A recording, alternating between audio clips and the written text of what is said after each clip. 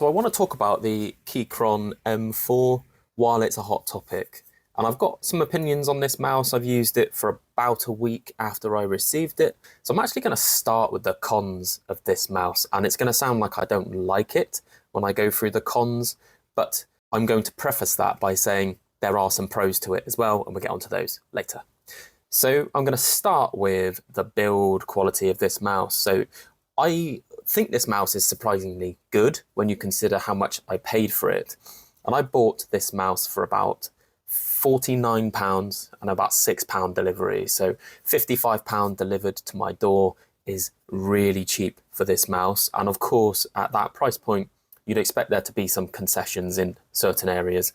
That's essentially what we have here. So in terms of the shell and the rigidity of it, the flex, etc., it's pretty good, considering how small it is and how light it is. It comes in at about 35 grams. But you can see here in this corner, I get a pop. I've never had that on a mouse before, but I feel it in this corner. If I push there, can you hear that? I get a popping sensation and a sound. And it's not a massive problem on this mouse that I have it there because my thumb doesn't go that high when I hold it, but it is there. And it's the first time I've noticed that sort of QC issue on a mouse in my collection before. The next thing I wanted to talk about as a bit of a con for this mouse are the clicks. So the clicks are really unsatisfying in my opinion. They're really light, which is great because it's a small mouse. You don't want to have too much weight in the clicks. But what you have here is a lot of pre-travel. You have the click, then you have a lot of post-travel, or at least it feels that way. And the springiness of the click or the responsiveness of the click just isn't there for me. So although it probably sounds okay, when you're actually using it, it feels a bit unsatisfying. I mean, they're good enough when I play with them in game. They feel okay. I don't feel like I'm at a disadvantage with these clicks, but in terms of them being satisfying and tactile, they're not quite there in my opinion. It's good enough, but it's not my preference. So another thing that I think is an issue with this mouse is this back side button. So the side buttons on the front is a completely different experience to the side button on the back. And the reason for that is because of the way that the mouse is shaped. You can kind of see the mouse the buttons kind of follow the comfort grooves, which is okay in theory. But this back button seems to be sunk further into the shell, possibly as a result of the back hump sort of flaring out a little bit towards the back of that button. So it's less distinguishable on the side of the mouse. And it's also not very tactile in its press as well. So it feels a little bit mushy to me, whereas the front one feels pretty good. It's quite reliable. The back one feels a bit shit. So to compare the button implementation on this mouse to something like probably my favorite mice at the moment, the Vaxi MPO1S or the AX, everything about this mouse is so well implemented. I don't have to think about the buttons when I press them because they're so intuitively implemented.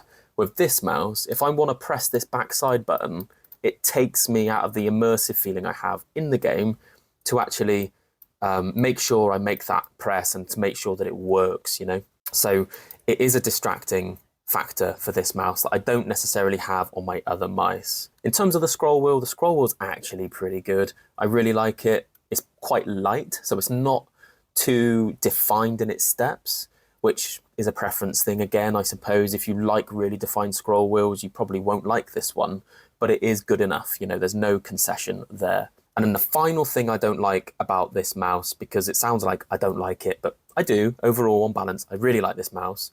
But the final thing I don't like about it is that all of the weight, not all of it, but a lot of the weight sits in the back of this mouse. So I'm just going to show you a demonstration now of, compared to the HSK, which is balanced really well by comparison.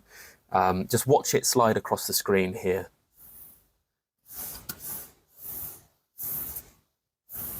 So you can kind of see when I push it, the back is kind of forcing its way forward, if that makes sense. Hopefully you can see that. Whereas when I do it with the HSK, it kind of slides in a uniform way which means, you know, at least I'm interpreting that as the weight balancing being better. And then in contrast, as I've said, the M4, you can see the weight in the back sort of trying to swing around when you push it. Let's be honest, it's not a massive issue because the weight is so low, but I can feel that weight sitting in the back rather than it being a well-balanced experience. One of the things I've mentioned in my previous videos is that weight balancing, in my opinion, is more important than the overall weight of a mouse. So if a lightweight mouse is poorly balanced, it becomes noticeable. That's the experience I have with this mouse. I've talked about it a few times in my previous reviews of the HSK Pro, is that you get this sort of aiming with your eyes sensation. You know, you don't really have to think about where the mouse is. It just kind of goes where you're looking. And that's because it's balanced so well and it fits really comfortably into my hands. With the M4, you don't get that same experience, at least in my opinion, because the weight balancing is a little bit distracting. You can feel the presence of it in your hand a bit more. You know, it's quite dense, this mouse, for its size. It is light, but for its size, it's not that light really. So it's more noticeable in your hands. I guess that's the final thing I'd want to throw in if you're considering buying this, is that if you're looking for that fingertip experience, you know, that aiming with your eyes fingertip experience you hear people like Optimum Tech talking about, you're not probably going to get that from the M4. My good friend Mortex, by the way, is a massively underrated reviewer. Please go and check him out. He's done a really complimentary review of this mouse. It's always really positive and a good idea to get different perspectives. His perspective of this mouse is very different to mine. He grips it differently. So he grips it from the back. He didn't comment on the weight balancing, and it's probably, at least I don't remember him commenting on the weight balancing, and that's probably because he holds it where the weight is. Whereas when I hold this mouse, I typically hold it further towards the front, which is, I can feel it sort of swinging around in the back of my grip. Like I say, it's not a deal breaker, but I notice it and it's less immersive for me. So those are all the cons. I think it's important to talk about the cons. I also have some pros that I want to talk about. So one of the things I really like about this mouse is that the shape is just great for fingertip. It has a lot of different anchor points and options for you to put your fingers on. So as I mentioned, my friend Mortex holds it towards the back. He kind of grips it like this with both his pinkies on the back hump, and he clicks the clicks quite high up, like this.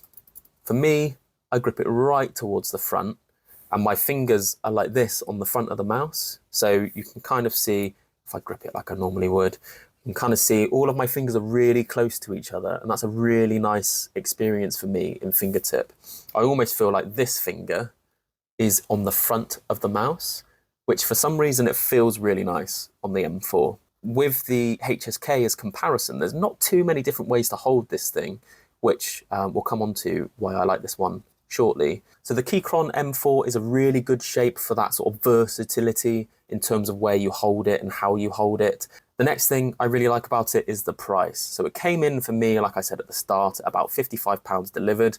And when you compare that to the HSK Pro 4K, which is the option I have here, I think it's probably a third of the price of the HSK Pro 4K. So with that low price on the M4, you get a really low barrier to entry for a specific fingertip niche mouse. And I think that's a really positive thing. It's not something that we have too much of in the market at the moment. I think the enthusiast community are recognizing that fingertip mice aren't just rubbish, as some people like to promote them as being, and we'll get onto that Boardzy comment shortly.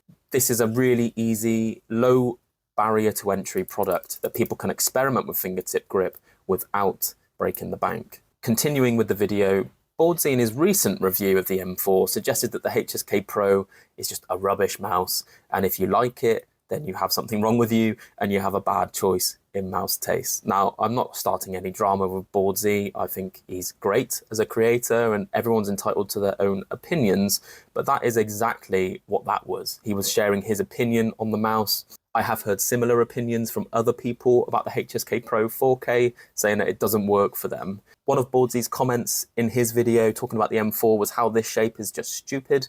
Again, you know, that's just an opinion. It's fine to share your opinions. I'm gonna counter that argument though with my own riposte, if you like, a little shiv out and poke and see if I can convince you otherwise. So this mouse sort of comes in at an angle. It's kind of a bit like a lump of cheese, you know, like the cartoon cheese that you see. If you put your hand on the table, your fingers, or if I just hold them up like that because it's the same effect, your fingers are not perfectly straight. So your fingers don't rest in a completely uniform approach. So I put my fingers out like that. You can see there's a curve in my fingers that way. When I curve my hand, you can see that this pinky is further out than this one in my natural hand grip. So when I put the mouse down like that, I put my hand on top of it, it just fits into the natural sort of ergonomics of my fingers. I don't have any stress in my fingers when I hold them like this at all. I feel very comfortable, and that's why I think it's good. I think a lot of people disagree with that, and that's fine. But in terms of how this mouse was designed, I feel like it's quite an intelligent shape in terms of it offering exactly what my hands need from a fingertip mouse.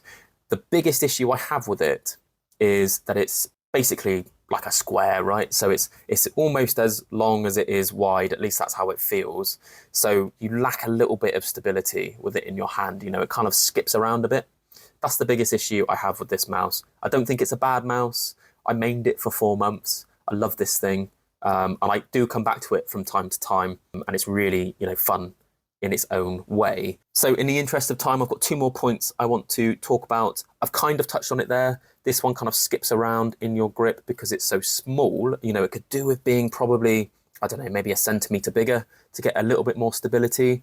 The stability on this mouse really struggles. You know, it suffers as a result of its size. If it was a bit bigger, you could get bigger mouse feet on it, and you could basically get more stability through further feedback on the pad. You know, that's my opinion. Let me know what you think about that in the comments below. In contrast, although the weight balancing is worse in the M4, I do think you get more stability from this mouse because it is so much bigger. So it's longer by quite a good stretch. And my experience with this mouse, I never found myself lacking in stability. So I'd quite like to see a HSK Pro in this length.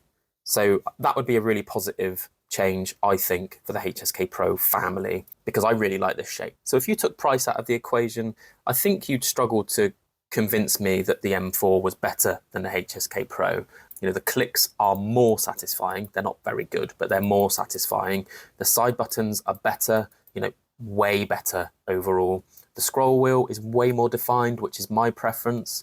And the click is also pretty good as well. So, you know, on balance, I think the HSK Pro is better, but when you factor in the fact that this is 3 times more expensive than this one, it becomes very difficult to argue that this is not the wise decision to make. So which mouse do I recommend you buy then? If you're brand new to Fingertip and you want to try something, but you're not sure about how much you want to invest, then the clear winner for me is the M4. You know, you'd be daft not to buy this one first because it will wet your wicket. You know, it's a sort of gateway drug, if you like, to fingertip grip. It is actually really good. I know I've talked badly about it in this video, but I want to give a different perspective, basically, when compared to other reviewers. So I'm not being intentionally obstructive, but it is something that I think is important, is to give that different perspective when compared to the competition. I think if you're someone that knows you want a fingertip grip and you think this shape will work for you and you don't mind taking a risk when you buy one of these mice,